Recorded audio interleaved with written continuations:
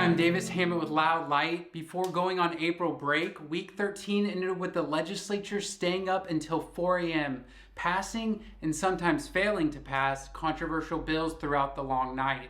But they didn't pass a school budget. Now legislators are returning to respond to bills the governor vetoed and to finish up for the year.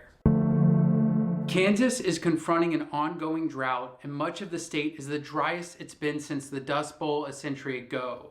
A partnership between 68-year-old Republican Representative Jim Minix and 28-year-old Democratic Representative Lindsey Vonn led to a bill making a $35 million per year investment into Kansas water storage and conservation projects. The historic bill, aimed at protecting the state's water supply, received near unanimous bipartisan support and was signed into law by Democratic Governor Laura Kelly.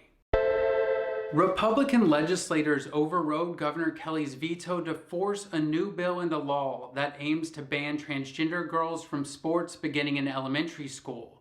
It involves a unique legislator-crafted definition of biological sex that raises concerns over how it will be enforced, along mostly party lines for additional bills designed to discriminate against transgender Kansans passed, involving school field trips, jail cells, blocking medical access for children, and erasing the government from recognizing that transgender people exist. The bills are part of a wave of roughly 600 bills attacking transgender Americans and raise significant legal and human rights questions. Governor Kelly vetoed all of the bills, but override attempts are expected soon. In 2017, virtually every legislator voted for a 3-day grace period for postmarked ballots sent on or before Election Day to be received by the election office and counted. It was in response to slowing mail delivery, but Republican legislators passed a bill to abolish the grace period, which would throw out thousands of voters' ballots every election. Governor Kelly vetoed the bill, but legislators may or may not try to override the veto, given that many Republicans are split on the issue.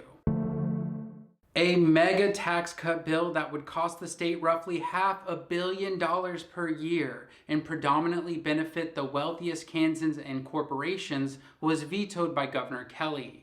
As an alternative, the governor has recommended more modest tax cuts and sending every taxpayer a one-time $450 rebate to return part of the state's record surplus to Kansans without destabilizing the state's long-term financial projections.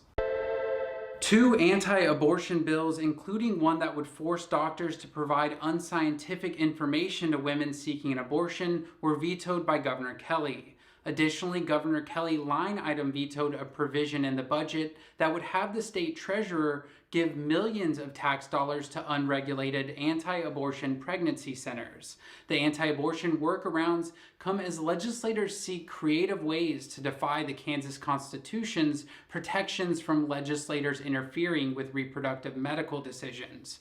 Veto override attempts are expected for all 3 policies. For the 5th year in a row, Republican Senator Ty Masterson has won the Golden Fork Award for the legislator that lobbyists spent the most money whining and dining.